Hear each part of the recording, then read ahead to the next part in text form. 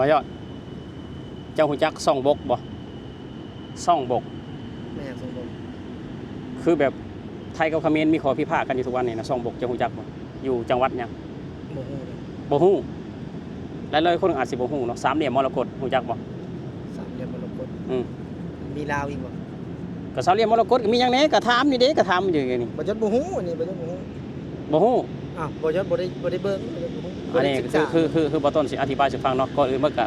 สวัสดีครับ FC ไทยลาวเมื่อสุขุสุคนเนาะมื้อนี้ก็มาพ้อกับบ่าวต้นกับน้องทรายบ่าวต้นกับบ่าวยอดมื้อนี้ก็พาเพิ่นมาเที่ยวสวนจตุจักรเนาะคือบ่าวต้นถามเพิ่นไปว่าฮู้จักบ่ซ่องบกเนาะซ่องบกก็บ่ฮู้จักเนาะฮู้จักแต่กกกบกฮู้จักแต่บกสามเหลี่ยมมรกตก็บ่ฮู้จักอันนี้บ่ได้เป็นคนเท็จนะบ่ยศบ่ฮู้อีหลีบ่ฮู้อีหลีสามเหลี่ยมทองคำฮู้บ่ฮู้มีประเทศใดก็มีลาวเมียนมามีไทยอันนี้แม่นแนะอันนี้แม่นเนาะแต่สามเหลี่ยมมรกตเด้บ่ย้อนฮู้จักบ่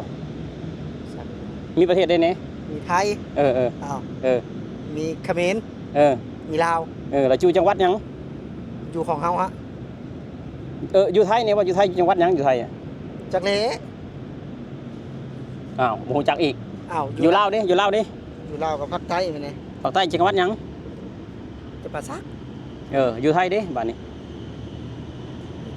อันนี้คือเป็นความรู้รอบตัวนะทุกคนเป็นความรู้รอบตัวนะคนลาวหลายๆคนอาจสิบ่ฮู้จักนะว่าจังหวัดอุบลราชธานีติดกับจังหวัดหยังเนาะอยู่ไทยนี่จังหวัดหยังติดกับจะปาซักนะ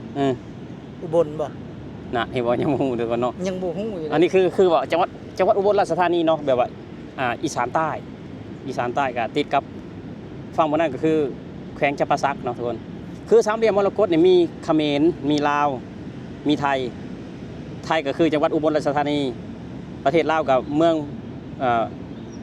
วลุปโมกบ่ทุกคนอยู่แขวงจำปาสักเนาะแต่ว่าประเทศเขมรนี่จักจังหวัดอีหยังบ่ต้นก็บ่ฮู้ดอกจักจังหวัดอีหยังเนาะแต่ว่าคือมีข้อพิพาทกันอยู่เนาะแบบว่าอันนี้คือบ่ต้นบ่อยากล่วงเกินนะเรื่องราวของเพิ่นเนาะแต่ว่าบ่ต้นเห็นคลิปเลยเห็นสุดทหารไทยอันเรื่องแบบข้อพิพาทนะเฮาบอก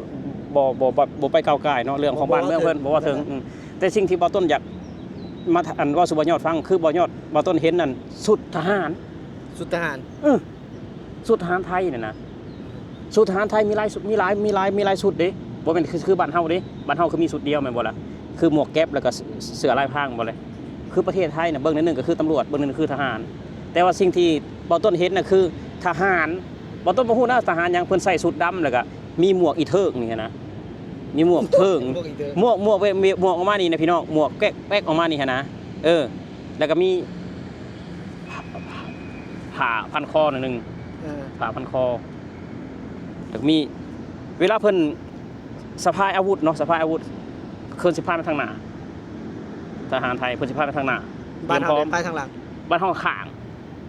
คือไทยนี่เพิ่นสิพายอาวุธพายทางหน้าดิสังเกตเห็นบ่เพื่อหยังเอาเพื่อเตรียมความพร้อมนี่มือเบิ่งนึงต้องจับอันนี้นี่ทางหน้านี่เพื่อเตรียมความพร้อมบัดกลางๆหมู่สิยิงก็ดึงมาพี่อีกสมมุติว่าข้างๆแม่นมันเสียเวลาเขาจะบอกคือแบบบ่ต้นเห็นสุดทหารเลยก็คือทหารไทยนี่เนาะคือมีทหารบกทหารเรือทหารอากาศแต่ว่าทหารบกก็มีหลายหน่วยงานอีกสุดดำๆน่ะบ่ต้นคิดว่าทหารพรานนะทหารพรานรักษาดินแดนนะแบบว่าเพิ่นใส่นี่โอ้คนแบบทหารไทยทหารคนใหญ่เนาะทหารไทยเนาะบ่แม่นสิมีน้อยๆเขาหลอกแค่เล่ไปบ้านเฮาเด้คือแบบว่าเพิ่นพึกมาเด้แบบมีตัวใหญ่ๆอ่ะมีตัวใหญ่ๆแบบแข็งแรงอาหารการอยู่กันกินบ่อึดอุดมสมบูรณ์ว่าง่ายซะบ่ยอดกับตัวใหญ่ได้นี่ตัวใหญ่แต่บ่ยอดเตี้ยบ่ได้คือสมมุติว่าคือบ่ต้นสมมุติว่าบ่ยอดนี่อยู่เป็นคนไทยเนาะสมมุติว่าคือบ่ยอดเกิดอยู่ไทยบ่ยอดไปสมัครเป็นทหารได้บ่ได้เนาะทุกคนบ่ได้บ่ยอดนี่เตี้ยบ่ได้เพิ่นบ่รับต้องบ่ต้นก็บ่ได้เนาะบ่ต้นก็บ่ได้ต้องเม็ดเท่าใดทุกคนแบบว่าบ่ต้นก็อยากฮู้นะคือบ่ต้นเห็นทหารไทยบ่ต้นนี่มักเบิ่งนะทุกคนถ้าว่ามีซีรีส์ทหารไทยบ่ต้นก็อยากเบิ่งแบบทหารพรานบ่ต้นแห่งมักสุดเนาะทหารพรานเวลาเพิ่นบางเทื่อเพิ่นก็ใส่กันนอกคือหมวกตำรวจนะแต่มีธงชาติไทยติดอยู่นี่นะคักคือว่าเห็นแล้วมันดูดีคือว่าประเทศไทยบ่แม่นเจริญแต่ประเทศนะกองทัพก็เจริญนะบ่ยอดแบบว่าสุดที่เพิ่นใส่บ่ว่าแต่มีดบ่ว่าแต่ไฟฉายบ่ว่าแต่อีหยังหลายๆอย่างนะมูลค่าหลายหมื่นนะ ทุกอย่างอะเนาะ แม่นแบ บ่ บว่า แม่นปืน AK ขี้เมี่ยงเนาะ บ่แม่น AK คิเมียคือประเทศไทยคือเพิ่นแบบว่าอาวุธสงครามเพิ่นนี่คือว่าทหารนี่ต้อง F16 นะ อ๋อบ่มีบ่ AK AK นี่หายากพี่น้องฝากพี่น้องทหารคอมเมนต์หน่อยว่า AK นี่มีบ่เนาะอยู่ในเหล่าทัพของประเทศไทย AK นี่คือบ่ต้นบ่เห็นนะบ่ปรากฏเห็นเลยแหละมีแต่ M16 มีแต่ M16 บ่ต้นเห็นแล้วโอ้โหทุกคนทหารพรานนี่คือมาเท่แท้บ่ต้นอยากเป็นเด้แบบว่าแบบเป็นตาย้านน่ะนะ มันดูแบบว่ามันน่าเกรงขามเนาะ น่าเกรงขามอย่าลืมนะว่ากองทัพไทยติดอันดับ15ของอันดับ25ของโลกนะ อืม จาก145ประเทศ จาก อันดับ1ในอาเซียนนะอันดับ1ในอาเซียนก็ว่าได้นะ อ๋อ บ่แม่นอันดับ1ในอาเซียนเนาะอันดับ2ในอาเซียน มันแพ้อันดับหนึ่ง อันดับ1คืออินโดนีเซีย โอ้อินโดนีเซีย แม่น อันดับหนึ่ง กองทัพผีดิบ อ๋อลาวคนนี้อันดับอย่างลาว ลาวเนี่ยยั อั น นดับ10เนาะ ลาว อัน นี่ ดับ ก็ เก้าบ่ ลาวนี่ก็น่าสิประมาณ9เนาะน่าสิแบบว่าอันนี้ก็บ่ต้นก็บ่มั่นใจนะแต่แบบว่าอยู่8อยู่9แน่นอนแหละบ้านเฮาอ่ะ ก็พอ ของลาวนะ ก็คือประมาณนั้นนะ แม่นถ้าอันดับ1นี่คืออินโดนีเซียอันดับ2นี่น่าจะสิเป็นไทยนะในอาเซียนนะ อื ตาม อันดับสาม เบิ่งนะอันดับ3น่ะบ่ฮู้เด้ออันดับ3บ่ฮู้แต่ไทยนี่น่าจะอันดับ2อันดับ1นี่อินโดนีเซียกองทัพผีดิบนะใส่หมวกสีแดงๆเน่ะโอ้เป็นตาย้านคือหยังนี่บ่ต้นมักเบิ่งเด้บ่ต้นมักเบิ่งแต่ทหารไทยนี่ก็สุดยอดคือกันเนาะมีแต่คนใหญ่ๆมีแต่หุ่นใหญ่ๆนะคือว่าโอ้เห็นเพิ่นสุดเพิ่นแล้วก็ทุกคนบ่ว่าแต่คือบ่ต้นมักเบิ่งบ่ว่าแต่จับยาเสพติดอยู่ภาคเหนือจับยาเสพติดอยู่ภาคอีสานเนาะคือทหารผ่านรักษาดินแดนนี่ก็โอ้สุดเพิ่นหั่นนะเนาะ คือแบบว่ามัน เบิ่ง แล้ แล้ว ว มั เก่ น งขามหน้า หนึ่ง เป็น น่า ตา เกร ย้าง ขามสองแล้วเบิ่งก็บ่มีเบื่อ เบิ่งบ่เบื่อมัน เบิ่ง มีหลายสุดเนาะ เบิ่งสุดเบิ่งหยังเพิ่นเบิ่งบ่มีเบื่อแบบว่าแม่นอุปกรณ์อยู่ในโตะเพิ่นหั่นนะแบบว่าหลายอย่างคือบ้านเฮามีหยังมีบ่มีดไฟฉายมีบ่บ้านเฮาคือบ่เห็นเนาะ มีดก็อาจจะมีมีดน้อยเอาไว้นั่นเด้เอาไว้ไปจิ้มเห็ดปวก อันไฟฉายนี่บ่มีเนาะไฟนอนเอาไฟฉายบ่มีเนาะ บ่มีเนาะ คือประเทศไทยต้องมีไฟฉายอ่ะมีไฟฉายเพิ่นจะมีกล้องอีกได้บ่ต้นคิดว่าต้องมีกล้องอีกได้ ไอ้ไฟฉายนี่เป็นไฟฉายไปได้ ไฟฉายก็คือไฟฉายน้อยๆเด้ไฟฉายนั่นส่องมันยังเอามาคืนเวลาฉุกเฉินนะบ่ต้นคือว่ามีกล้องอีกนะทหารไทยมีกล้องอีกนะ ติดน้ำหวยเนาะ แม่นคือว่าโอ้โหคันทาว่าแต่งเต็มชุดนี่ให้สุดยอดนะบ่แม่นว่าสิกิโลกิเลได้คือว่ารองเท้านี่ก็คอมแบทนะรองเท้าอ่ะบ่แม่นสิมีรองเท้าเขียวๆไว้บ้านเฮาได้บ่แม่นได้เห็นแล้วก็น่ากินข้ามนะบ่ยออะลิบ่ต้นมักเบิ่งอ่ะแบบว่าเกิดข้อพิพาทนี่บ่ก็เห็นแบบคลิปทหารเพิ่นรุดออกมาหลายๆนะมันคือบ่ต้นเพิ่นมักเบิ่งเพิ่นแต่งเต็มชุดสง่าเนาะแต่ก็หุ่นใหญ่ๆคนไทยเพิ่นหุ่นใหญ่อยู่แล้วเป็นหยังเพิ่นสิหุ่นใหญ่จังฮู้บ่เพิ่นกินนมโรงเรียน บ้านมาต้นกับบ่มี บ้านบ่ต้นบ่มีนมโรงเรียน เอาสมมุติว่าคือทหารเนี่ยเพิ่นก็ได้กินบ่นมโรงเรียน เอ้าก่อนเพิ่นสิเป็นทหารเพิ่นก็เรียนซะก่อน อ๋อ เออ เนาะ ไอ้เลยก็อาหารของทหารนี่นะบ่แม่นว่าสิกินแบบว่าสมมุติไก่ย่างกับข้าวเหนียวอย่างเดียวบ่มีได้ต้องมีเนี่ยบำรุงมีไข่มีนมมีหยังอีกใดหลายๆอย่างใดโภชนาการอย่างดีใดบ่แม่นเขาสิให้กินแต่ไก่ย่างข้าวเหนียวอย่างเดียว บ่แม่นเอาไปขุดมันมาต้มกินเลย บ่แม่นสิไปหาของกระป๋อมบ่แม่นไปหาซุปของลิ้นไม้ได้บ่แม่นใดหาเก็บเห็ดปวกหรือเทื่อก็มาม่าห่อหนึงก็เอาข้าวเหนียว บางเทื่อถึงเห็นเมาอีกจะเห็นข่าวเนาะ บ่แม่นว่าสิมาม่าห่อเดียวเลยเอาข้าวเหนียวแบบว่าเอาไปคนๆให้มันละลายบ่แม่นใด คือมีงบประมาณมีอาหารให้เรียบร้อยทหารไทยเองทหารจะเข้มแข็งต้องกินอิ่มโภชนาการต้องครบเจ้าเห็นบ่ทหารไทยจ่อยอีหลงตองเก่ง มีแต่ขึ้นเนาะ มีแต่ใหญ่ๆหมดเนาะ บางคนก็ถามว่ามีบ่น้อยมีอยู่แต่ว่าบ่ได้มีพุ่งเด้ บ่มี ทหารนี่ถือว่าระเบียบนะอยู่ประเทศไทยเนี่ยหมู่บ่ยัดสิเล่าหมู่บ่ยัดให้ฟัง อืม น้ำหนัก98กิโล ตานะ ทหารไอ้ตอนนั้นได้เป็นนี่นะตอนไปเฮ็ดงานก่อสร้างนำกันนะ บัดเข้าไปเป็นทหารเกณฑ์นี่น้องตอนนั้นบ่ยัดมาก็บ่ยัดเป็นรุ่นอ้ายบ่ยัด25 ปีนะบ่ยัด ทำงานอยู่ไอ้สกลนครตอนน่ะน้องเพิ่นอายุ22ปีเกณฑ์ทหารเด้น้ำหนักเพิ่น90กว่ากิโล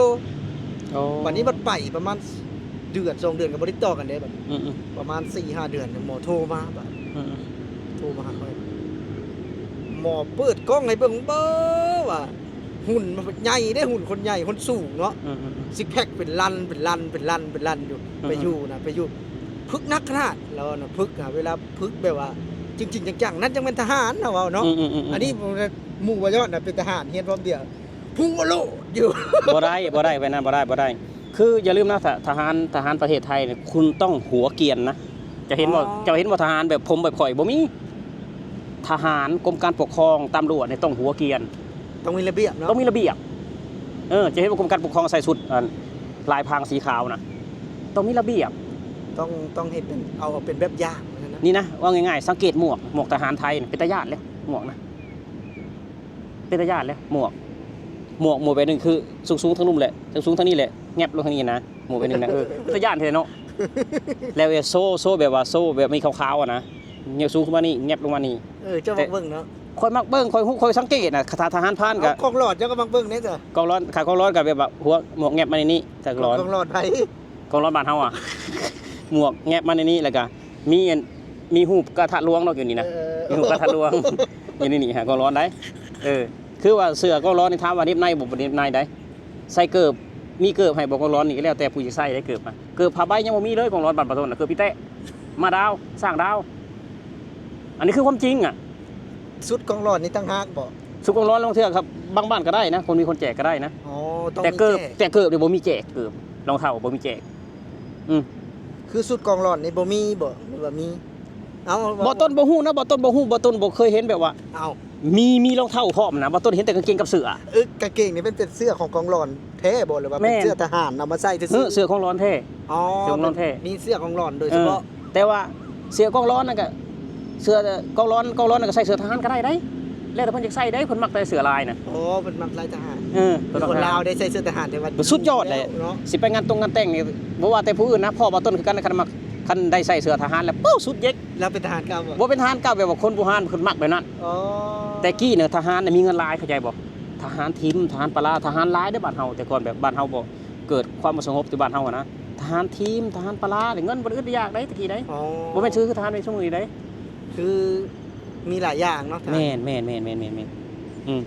กลับมาเว้าเรื่องเว้าไปรับพวกรถเลยทีนี้กลับมาเว้าเรื่องทหารไทยนี่เป็นตาย่านเนาะกำลังเป็นตาย่านคือบ่ต้นเป็นตาย่านแล้วบ่ต้นมักเบิ่งเด้บ่ต้นมักเบิ่งอ่ะบ่ต้นคิดรถผ่านหรือว่า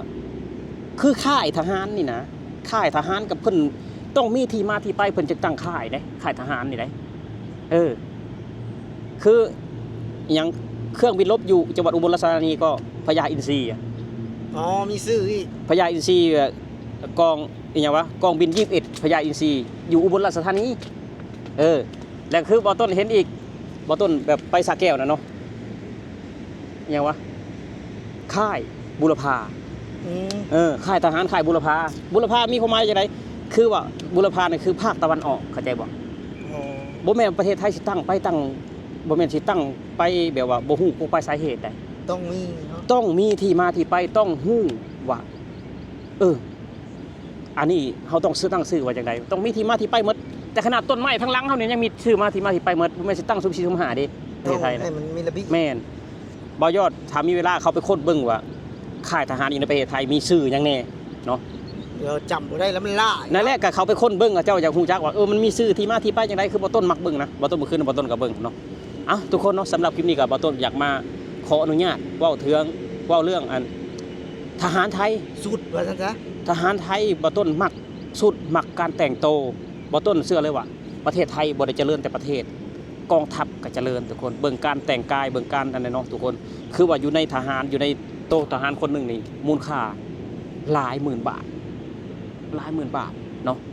ปืนก็ F16 บ่แม่น AK เด้ M16 เนาะสำหรับคลิปนี้เนาะทุกคนบ่ต้นกับบ่ยอดก็สิลาพี่ลาน้องไปแล้วขอบคุณ FC ทุกคนที่เข้ามาให้กำลังใจบ่ต้นเนาะบ่ต้นขออนุญาตเว้าถึงทหารไทยเนาะบ่ต้นก็บ่ได้ล่วงเกินไปเว้าเรื่องเหตุการณ์บ่สงบเนาะบ่ต้นก็มักทหารไทยว่าง่ายซะมักทหารไทยมักเบิ่งแล้วก็ถือสเปคถ้าเป็นผู้สาวก็บ่ต้นมักถือสเปคนะทุกคนเนาะสำหรับคลิปนี้บ่ต้นขอกล่าวคำว่าสวัสดีครับสวัสดีครับบ่ยอดสวัสดีครับสวัสดีครับ